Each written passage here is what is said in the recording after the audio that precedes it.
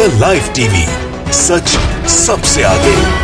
नमस्कार, आप देख रहे हैं द लाइव टीवी। आपके साथ मैं हूं भुवन शर्मा। दोस्तों, बॉलीवुड के कलाकार, बीजेपी समर्थक या यूं कह लीजिए कि मोदी भक्तों में शुमार अनुपम खेर के एक ट्वीट से आज का मैं वीडियो शुरू करूंगा। ये ट्वीट हालांकि पुराना है, जिसमें उन्होंने लिखा कि नाराज ना होना कभी ये सोचकर कि काम मेरा और नाम किसी और का हो रहा है। यहाँ सदियों से जलते तो घी और रुई हैं, पर लोग कहते हैं कि दिया जल रहा है। जी हाँ, ये जो अनुपम खेर ने बात कही ट्वीट में, ये बिल्कुल सही साबित हो रही है पीएम मोदी के करीबी दोस्त मुकेश अंबानी और उनकी कंपनी रिलायंस पर। हम ऐसा क्यों कह रहे हैं, इसका मैं आपको ताज़ा उदाहरण दिखाऊंगा। दरअसल एक वीडियो आपको दिखाते हैं। इस वीडियो में आप देखिए, ये वीडियो ट्वीट किया है सऊदी अरब के ही एक शेख ने। ये वीडियो इस वक्त सोशल मीडिया पर खूब वायरल है।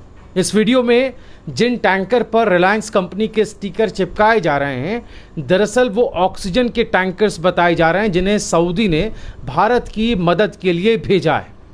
किसी एक धर्म को बचाने के लिए नहीं, बल्कि पूरी इंसानियत और मानवता को बचाने के लिए, उसके अस्तित्व को बचाने के लिए। लेकिन इस पर रिलायंस कंपनी के स्टिकर चिपकाने का सीधा मतलब ये है कि उसने आपदा में न सिर्फ खुद के लिए अवसर तलाशा, बल्कि सरकार की भी नाक बचाने की कोशिश, इसको कहा जाए तो गलत नहीं होगा। इसके पीछे कई कारण हो सकते हैं।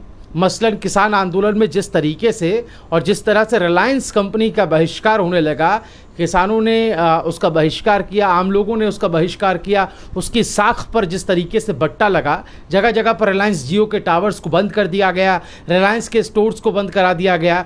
उसी को सुधारने के लिए ये चोरी छिपे इस तरह की हरकत पर रिलायंस जो है वो उतर आया है। हालांकि ये चोरी पकड़ी गई।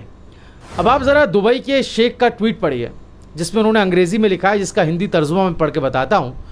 और वीडियो आप देखिए, बिल्कुल बुरा नहीं लगा, क्योंकि सांप गिरगिट अपना रंग बदलता है। उन्होंने लिखा कि ऑक्सीजन गरीब हिंदुस्तानियों के लिए भेजी थी।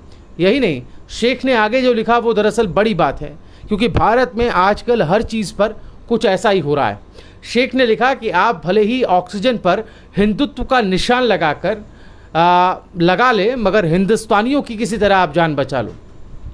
दरअसल ये वीडियो सोशल मीडिया पर अब खूब वायरल है। रिलायंस की इस हरकत को लेकर लोग तरह तरह की बातें लिख रहे हैं। ट्विटर पर एक यूज़र है मोहम्मद सदाकत, जिन्होंने नरेंद्र मोदी को टैग करके लिखा है कि सऊदी अरब से आए हुए ऑक्सीजन टैंकर पर रिलायंस का मार्का लगाया गया और कितना बिकेंगे हमारे प्रधानमंत्री महोदय। वहीं विनीता शर्मा नाम की एक यूज़र लिखती हैं कि दूसरों के बर्तन चुराकर अपना नाम लिखने वाले गिरोह से कोई उम्मीद ना करें। सऊदी अरब के टैंकर पर रिलायंस का पोस्टर चिपकाकर गुजराती बनिए वाहवाही लूटना चाहते हैं, खुद के बस की बात तो है नहीं। वहीं ए खान नाम के एक ट्विटर यूज़र लिखते हैं कि सऊदी अरब का लेबल हटाकर रिलायंस का लेबल लगाया जा रहा है। इसी तरह से एक आज़ाद हिंदुस्तान के नागरिक नाम के एक ट्विटर यूज़र हैं, वो लिखते हैं कि सऊदी अरब से आई गैस पर रिलायंस का बैनर, फ्री में आई गैस, अब करोड़ों रुपए का धंधा करेंगे इंडिया में आकर अंबानी और मोदी। वहीं देखिए, एक यूज़र ठाकुर अजीत सिंह लिखते हैं कि सऊदी अरब के लेबल को हटाकर रिलायंस का लेबल लगाकर अपने बप्पा को खुश करने का अनोखा अंदाज। ऐसा वही नपुंसक लोग करते हैं जो खुद से बच्चा पैदा ना कर पाना, दूसरे के बच्चे को अपना बच्चा कहते हैं। ये तंज कसा है। वहीं एक यूज़र है नवी मोहम्मद सिद्दीकी, वो क्या लिखते हैं, देखिए, वो लिखते हैं कि सऊदी अरब से आई ऑक्सीजन पर रिलायंस का लेबल लगाकर भारत सरकार और यहाँ तक कि भारतीय उद्योगपतियों ने ये साबित कर दिया कि देसी घी के डब्बे में डालडा मिलाकर बेचना अंग्रेज़ों का पुराना रिवाज है। सऊदी के शेख ने कहा, भले लेबल हिंदुत्व का लगा दो, लेकिन गरीबों तक ऑक्सीजन पहुंचा दो। दोस्तों, हिंदी में एक मशहूर कहावत है कि नाम बड़े और दर्शन छोटे हैं। क्या ये वही सब नहीं हो रहा? आपको बता दूं कि ये वही सऊदी अरब है जिसने भारत में ऑक्सीजन की कमी के मद्देनज़र इस मुश्किल घड़ी में भारत की खोलकर मदद की। भारत में ऑक्सीजन की किल्लत को देखते हुए सऊदी अरब से 80 मीट्रिक टन गैस जो है वो भेजी गई है। सिर्फ यही नहीं, यूएई ने दुबई में मौजूद विश्व की सबसे ऊंची इमारत के जरिए खास संदेश भी दिया। इस इमारत पर भारत के लिए तिरंगा झंडा दिखाया गया। उसके साथ स्टे स्ट्रॉन्ग इंडिया लिखकर कोरोना से मजबूती से लड़ने का भारत को संदेश भी दिया।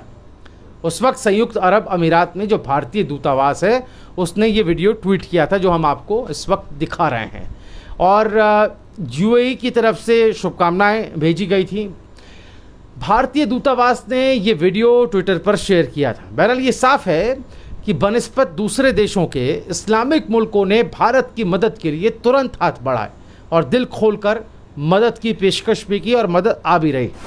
इस फहरिस्त में कतर और कुवैत भी शामिल हैं जिन्होंने अपना हाथ भारत की तरफ बढ़ाया।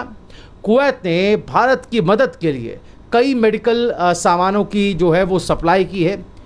वहीं कुवैत ने मीडिया रिपोर्ट्स की माने तो कुवैत ने 185 metric ton liquid medical oxygen Bharat की मदद के लिए भेजी है।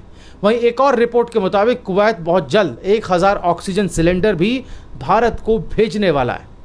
वहीं कुवैत भारत को ऑक्सीजन कंसंट्रेटर्स भी भेजने जा रहा है। रिपोर्ट की माने तो मदद की पहली खेप जल्द ही भारत भी पहुंच चुकी है।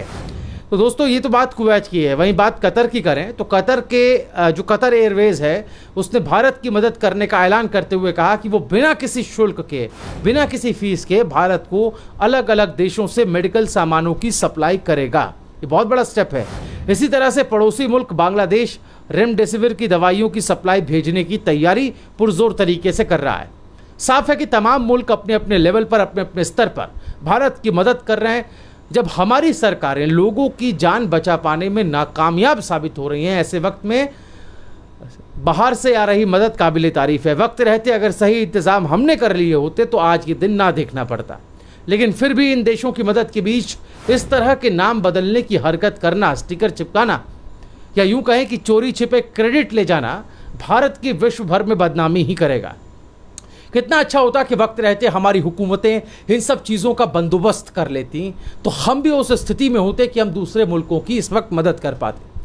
लेकिन जो वक्त इन सब इंतजामातों की तरफ ध्यान देने का था उस वक्त हमारे देश के प्रधान सेवक दवाइयाँ और वैक्सीन दूसरे मुल्कों में बांटकर बड़ा दिखने की कोशिश कर रहे थे, तब जबकि वही चीज़ें भारत के लोगों के लिए कम पड़ गई थी।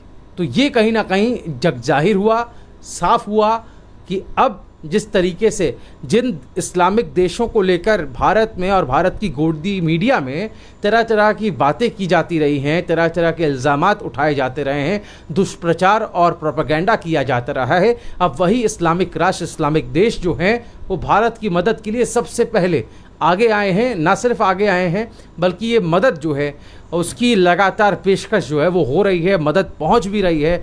और जो इंतज़ामात भारत में नहीं हो सके उन इंतज़ामों को मुहैया कराया इन देशों ने। तो क्या ये बात काबिल तारीफ़ नहीं है? और इन सब के बीच अगर हम उनकी मदद में भी क्रेडिट लेने की कोशिश करने लगेंगे तो क्या ये भारत की इमेज को अंतर्राष्ट्रीय स्तर पर बदनाम नहीं करेगा? क्या ये भारत की इमेज को ख़राब नहीं करेगा? आप एक तरफ कहते हैं कि हम विश्व गुरु बन रहे हैं, दूसरी तरफ क्या इस तरह की हरकतों से हम अपने आप को विश्व गुरु बना पाएंगे? ये अपने आप में एक बड़ा सबूत है, एक बड़ी बात है। आपकी राय क्या है? आप कमेंट में हमें ज़रूर बताएं। द लाइव टीवी, सच सबसे आगे।